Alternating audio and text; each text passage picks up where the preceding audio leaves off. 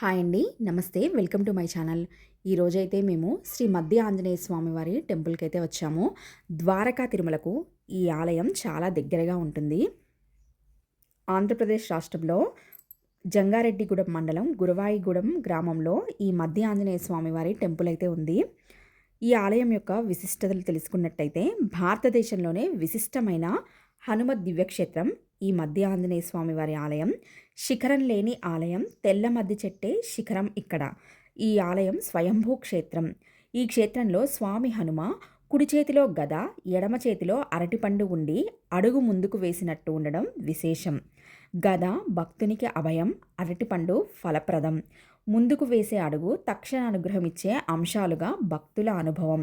స్వామి శిరస్సుపై 5 శిరస్సుల సర్పరాజంగా మద్ది చెట్టు తొర్ర. భక్తుల పాలిట కొంగు బంగారంగా ఈ క్షేత్రం అయితే ఉంది. మేము ఈ ఆలయానికి పాల్వంచి నుంచి వెళ్తే త్రీ అవర్స్ టైం పట్టింది. ఏలూరుకి 50 కిలోమీటర్లు, రాజమండ్రి నుంచి 70 కిలోమీటర్ల దూరంలో మద్ది క్షేత్రానికి చేరుకోవడానికి బస్సు సౌకర్యం కూడా ఉంటుందండి. జంగారెడ్డిగూడెంకి ఈ ఆలయం 3 కిలోమీటర్ల దూరంలో అయితే ఉంటుంది. ఇంకా ఇక్కడ ఆలయ ప్రాంగణంలోనే వెంకటేశ్వర స్వామివారు శ్రీదేవి భూదేవి సమేతుడై కొలువై ఉన్నాడు. ఆంజనేయుణ్ణి పూజించిన భక్తులు శ్రీనివాసుని కూడా దర్శించి తరిస్తూ ఉంటారు. వైష్ణవ సాంప్రదాయంలో మద్ది ఆంజనేయ స్వామి వారికి నిత్య పూజలు, అభిషేకాలను వైభవంగా నిర్వహిస్తారు. ప్రతి శనివారం స్వామివారి మూల విరాట్కు పంచామృత అభిషేకం జరుపుతూ ఉంటారు. ప్రతి నెల స్వామి జన్మ నక్షత్రమైన పూర్వభాద్ర నక్షత్రంలో సువర్చల సమేత ఆంజనేయ స్వామి కళ్యాణం వైభవంగా నిర్వహిస్తారు. ప్రతి మంగళవారం స్వామివారిని దర్శించుకోవడానికి చాలామంది భక్తులైతే ఇక్కడికి వస్తూ ఉంటారు. ఇంకా మనం చూసినట్టయితే చాలామంది ఇక్కడ పాల పొంగలి వండి నివేదిస్తూ ఉంటారు.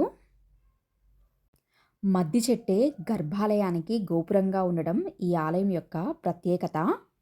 ఇంకా ఈ దేవాలయం బయనేరు నదీ తీరంలో ఎర్రకాలువ డ్యాంకు సమీపంలో ఉంది.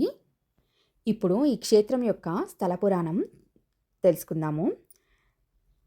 ఉపాసనా పరులు మరియు వయోవృద్ధులు చరిత్రకారులు చెప్పిన విషయాలను శాస్త్ర ప్రమాణము చేసినచో మద్ది చెట్టుకు శ్రీ ఆంజనేయ స్వామి వారికి ఉన్న సంబంధము తెలుస్తోంది. గర్గ సంహిత, పద్మపురాణము, శ్రీ రామాయణములలో చెప్పిన ప్రకారము ఈ స్థల పురాణం వ్రాయడం జరిగినది. త్రేతాయుగంలో మధ్వాసురుడు అనే రాక్షసుడు ఉండేవాడు. రావణ సైన్యంలో ఉన్న మధ్వాసురుడు అసుర ప్రవృత్తితో కాక ఆధ్యాత్మిక చింతనతో జీవిస్తూ ఉండేవాడు. కాలక్రమంలో రామరావణ యుద్ధము వచ్చినది. ఈ యుద్ధములో రాముని వైపు పోరాడుచున్న శ్రీ ఆంజనేయ స్వామి వారిని చూసి మనసు చలించి అస్త్ర సన్యాసము చేసి హనుమా హనుమా అంటూ తను చాలించెను మధ్వుడు. ద్వాపర యుగంలో మధ్వకుడిగా జన్మించి సదాచార సంపన్నుడై నిత్యము భక్తి భావనతో మెసులుచూ ఉండెను. విధివశాత్తు కౌరవ పాండవుల మధ్య యుద్ధము వచ్చెను. యుద్ధములో కౌరవ పక్షమున పోరాడుచున్న మధ్వకుడు అర్జుని రథముపై ఉన్న జెండాపై ఉన్న శ్రీ ఆంజనేయ స్వామి వారిని చూసి పూర్వజన్మ స్మృతితో ప్రాణత్యాగము చేసెను. కలియుగములో మధ్వుడుగా జన్మించి తపస్సు చేసుకొనుచు సంచరిస్తూ ఉండేవాడు. అలా తిరిగి తిరిగి ఎర్రకాలువ ఒడ్డుకు వచ్చి తపస్సు చేసుకొనుటకు నివాసము ఏర్పాటు చేసుకొనెను. ప్రతిదినము కాలువలోకి దిగి స్నానము ఆచరించి శ్రీ ఆంజనేయ స్వామి వారి కొరకు తపస్సు చేస్తూ ఉండేవాడు. అలా కొంతకాలమునకు తపస్సు చేసిన మధ్వుడు మహర్షి అయ్యెను. వయోభారముతో మధ్య మహర్షి అడుగులు తడబడుచూ ఉండెను. ఒకరోజు మహర్షి స్నానము ఆచరించి ఒడ్డుకు చేరబోయి అంతలో కాలువలో పడబోయెను. ఇంతలో ఎవరో ఆపినట్లుగా ఆగిపోయెను. ఆశ్చర్యము! ఒక వానరము మహర్షి చెయ్యి పట్టుకుని ఒడ్డుకు తీసుకువచ్చెను. సపర్యలు చేసి ఒక ఫలము ఆహారముగా ఇచ్చెను. మహర్షి మామూలుగా జపము ఆచరిస్తూ ఉండేవాడు. ఇలా ప్రతినిత్యము జరిగెను. ప్రతినిత్యము వానరము వచ్చి అతనికి సహాయపడుతూ ఉండేది. అలాగే ఒక అరటిపండు నైవేద్యంగా కూడా మధ్వుడికి ఇచ్చేది.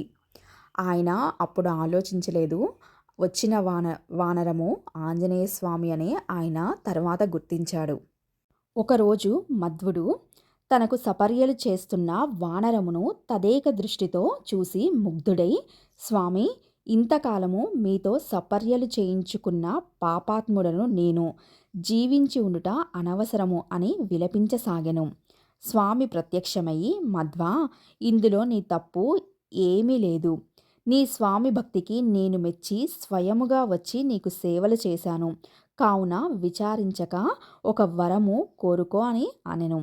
దానికి మధ్వుడు, స్వామి, మీరు ఎల్లప్పుడూ నా చెంత ఉండేలాగా వరము ప్రసాదించమని ప్రార్థించెను. అప్పుడు స్వామి, నీవు మద్ది చెట్టుగా అవతరించు. నేను నీ సమీపంలో శిలరూపంలో ఎక్కడా లేని విధముగా ఒక చేతిలో ఫలము, మరి ఒక చేతిలో గదతో వెలసెదను. నీ పేరుతో కలిపి శ్రీ మద్ది ఆంజనేయ స్వామిగా భక్తులు పిలుస్తారు అని అనుగ్రహింపుగా నాటి నుండి శ్రీ మద్ది ఆంజనేయ స్వామిగా ప్రసిద్ధికెక్కెను ఈ క్షేత్రము. మద్ది చెట్టే శిఖరంలాగా ఉండేలాగా ఈ గర్భాలయ నిర్మాణము ఇక్కడ ఉంది. దేశంలోనే శిఖరం లేని గర్భాలయం ఈ ఆలయమే. పశ్చిమ గోదావరి జిల్లా జంగారెడ్డిగూడెం మండలం గురవాయిగూడెం గ్రామంలో తెల్ల మద్ది చెట్టు క్రింద స్వయంభువై స్వామివారు వెలసి ఉన్నారు. ఇంకా ఇక్కడ ప్రతినిత్యము అన్నదానం జరుగుతూ ఉంటుంది. స్వామివారి ధ్వజస్తంభం పైన ఆంజనేయ స్వామివారు సువర్చలాదేవితో కొలువై ఉన్నారు. ఎక్కడా ఈ విధంగా మనకు కనిపించదు. ప్రతి నెల పూర్వభాద్ర నక్షత్రం రోజున స్వామివారి కళ్యాణం అయితే ఇక్కడ జరుగుతూ ఉంటుంది. అది ఇక్కడ ప్రత్యేకత. ఇంకా ఇక్కడ పెళ్ళి కాని వారు, గ్రహదోషాలు, ఇంకా ఏమైనా సమస్యలతో బాధపడుతున్న వారు వచ్చి ఇక్కడ ప్రదక్షిణాలు చేసి మొక్కుకుంటే ఆ కోరికలు అనతి కాలంలోనే తీరుతాయని భక్తుల విశ్వాసం. ఈ ఆలయం చాలా విస్తీర్ణంలో ఏర్పాటు చేయబడి ఉంది. చాలా విశాలంగా కూడా ఉంటుంది. చాలా సౌకర్యంగా కూడా ఉంటుంది. దూర ప్రాంతాల నుండి వచ్చే వాళ్ళకి వసతులు కూడా ఉన్నాయి ఇక్కడ. మహామహిమాన్విత శ్రీ మద్ది ఆంజనేయ స్వామి వారి దేవస్థానంలో హనుమత్ జయంతి వేడుకలను 5 రోజుల పాటు నిర్వహిస్తారు. ఆది సోమవారాల్లో భక్తులతో సామూహిక హనుమత్ కళ్యాణాలు, లక్ష్మీ కుంకుమార్చనలు జరుపుతారు. కార్తీక మాసం నెల రోజులు ఈ క్షేత్రం పండుగ వాతావరణాన్ని సంతరించుకుంటుంది. ఈ నెలలో వచ్చే మంగళవారాల్లో స్వామికి 1,00,000 తమలపాకులతో ఆకుపూజ నిర్వహిస్తారు. ఆలయ ప్రాంగణంలోనే వెంకటేశ్వర స్వామి కూడా కొలువై ఉన్నాడు. స్వామివారికి పొంగల్ని కూడా నివేదిస్తూ ఉంటారు. అక్కడే వండి వడ్డిస్తారు. ఆంజనేయుని పూజించిన భక్తులు శ్రీనివాసుని దర్శించి తరిస్తూ ఉంటారు. ఈ క్షేత్రానికి సమీపంలోనే ఎర్ర కాలువ జలాశయం ఉంది. ఇందులోని బోటు షికారు పర్యాటకులకు ప్రత్యేక ఆకర్షణ. మద్ది క్షేత్రానికి 4 కిలోమీటర్ల దూరంలో జంగారెడ్డిగూడెం పట్టణాన్ని ఆనుకుని గోకుల తిరుమల పారిజాతగిరి క్షేత్రం ఉంది. పారిజాతగిరిపై శ్రీదేవి భూదేవి సమేతంగా కొలువిదీరిన వెంకటేశ్వర స్వామి భక్తులకు దర్శనమిస్తాడు.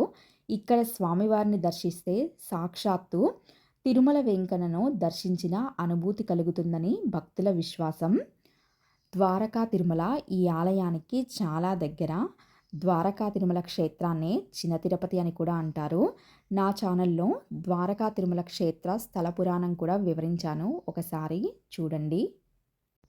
ముఖ్యముగా వివాహము కాని కన్యలకు, వరులకు శ్రీ స్వామివారి సన్నిధిలో 7 మంగళవారములు 27 ప్రదక్షిణలు ఆలయము చుట్టూ చేసినచో వెంటనే వివాహము జరుగును. అంతేకాకుండా కుటుంబ సమస్యలతో బాధపడుతున్న వారు, ఆర్థికంగా ఇబ్బందులు పడుతున్నవారు, ఏ పని చేసినా కలిసి రాని వారు శ్రీ స్వామివారి ప్రదక్షిణలతో లబ్ధి పొందుతారు. ఇంకా జన్మ లగ్నాతో శని మహర్దశ జరుగుచున్నవారు, అర్ధాష్టము మరియు అష్టమ శని, ఏలినాటి శని, కంటక శని జాతకములలో ప్రతి వారికి ఏదో ఒక సమయములో వచ్చును. అటువంటి సమస్యలకు పూజ చేయుట వలన సత్ఫలితములు పొందవచ్చును.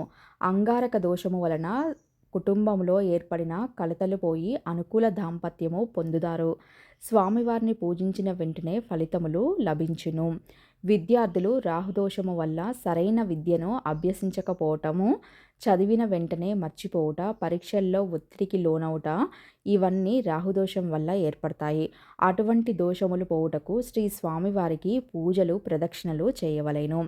ఇలా లబ్ధి పొందిన అనేక మంది నేటికి స్వామివారి వద్దకు వచ్చి ప్రదక్షిణలు పూజలు చేయటం చేస్తూ ఉంటారు. కావున ప్రతి వ్యక్తి జీవితంలో దర్శించవలసిన క్షేత్రం స్వయంభూ శ్రీ మధ్య ఆంజనేయ స్వామివారి క్షేత్రం. పిలిచిన వెంటనే పలికే దేవుడిగా స్వామివారిని ఇక్కడ సేవిస్తూ ఉంటారు. ప్రతి నెల పూర్వభద్ర నక్షత్రం వచ్చిన రోజున శ్రీ సువర్చల హనుమత్ కళ్యాణం భక్తుల కోరికపై నిర్వహించబడుచున్నది. ఈ కళ్యాణము జరిపించుకున్నందువల్ల వెంటనే వివాహం జరుగునని ప్రతీతి. సుమారు 40 సంవత్సరాల పూర్వమే ఇక్కడ హనుమత్ దీక్షలు ప్రవేశపెట్టడం జరిగినది. అది దినదినాభివృద్ధి చెందడంతో ప్రతి సంవత్సరం హనుమద్ వ్రతమునకు పూర్ణాహుతి నిర్వహించబడుచున్నది. ప్రత్యక్షంగా రాలేని వాళ్ళు పరోక్షంగా కూడా ఇక్కడ సేవలలో పాల్గొనవచ్చు. ఇక్కడ స్వామివారికి ప్రతి నెల కళ్యాణం జరుగుతూ ఉంటుంది. పంచామృత అభిషేకం ప్రతి శనివారం, సంవత్సరం నిత్య పూజ, ఒక సంవత్సరం పాటు ప్రతిరోజు గోత్రనామములతో అర్చన, నెలవారీ నిత్య పూజ, అష్టోత్తర పూజ జరుగుతూ ఉంటాయి. టెంపుల్ వారిని సంప్రదించి కూడా పరోక్ష సేవలో పరోక్షంగా పాల్గొనవచ్చు. పొద్దున 6 గంటల నుండి మధ్యాహ్నం 1 వరకు టెంపుల్, తర్వాత 1 నుంచి 3 అయితే మూసివేస్తారు. ఆ తర్వాత 3కి టెంపుల్ అయితే మళ్ళీ ఓపెన్ చేస్తారు. స్వామివారి క్షేత్రం చాలా ప్రశాంతంగా ఎంతో ఆహ్లాదకరంగా అయితే ఉంటుంది. మధ్యాహ్నం 12:30 నుంచి అన్నదానం అయితే ఇక్కడ ప్రతినిత్యం జరుగుతూ ఉంటుంది. ఈ అన్నదానంలో ప్రతినిత్యం ఎంతోమంది భక్తులు స్వీకరిస్తూ ఉంటారు. కావున ప్రతి వ్యక్తి జీవితంలో ఒక్కసారైనా దర్శించవలన క్షేత్రం స్వయంభూ శ్రీ మధ్య ఆంజనేయ స్వామివారి దివ్యక్షేత్రం. పిలిచిన వెంటనే పలికెడి దేవుడిగా స్వామివారిని ఇక్కడ సేవిస్తూ ఉంటారు. మీరు కూడా ఒకసారి కంపల్సరీగా ఈ క్షేత్రాన్ని అయితే దర్శించండి, తరించండి. ఈ క్షేత్రం ద్వారకా తిరుమలకు చాలా దగ్గరగా ఉంటుంది. మీరు ఎప్పుడైనా ప్లాన్ చేసుకుంటే ఒకే రోజు ఈ 2 ఆలయాలనైతే సందర్శించవచ్చు. Thank you for watching. Please subscribe to my channel. ఇంకా ఇక్కడ మీరు నక్షత్ర వనాన్ని కూడా చూడవచ్చు. ఎక్కడ లేని విధంగా మనం ఇక్కడ నక్షత్ర వనాన్ని అయితే చూస్తూ ఉంటాము. ఏ నక్షత్రం వారు ఏ చెట్టుకి ప్రదక్షిణ చేయాలో ఇక్కడైతే రాసిపెట్టి ఉంటుంది. ఇంకా ఇక్కడ మనం స్వామివారికి తులాభారం కూడా భక్తులైతే సమర్పిస్తూ ఉంటారు. మీరు అది కూడా ఇక్కడ చూడవచ్చు. టెంపుల్ చాలా ప్రశాంతంగా, ఎంతో ఆహ్లాదకరంగా, చాలా విస్తీర్ణంలో ఉంటుంది. హాయిగా ఉంటుంది, ప్రశాంతంగా ఉంటుంది. ఒక్కసారైనా దర్శించండి తప్పకుండా ఈ క్షేత్రాన్ని. Thank you.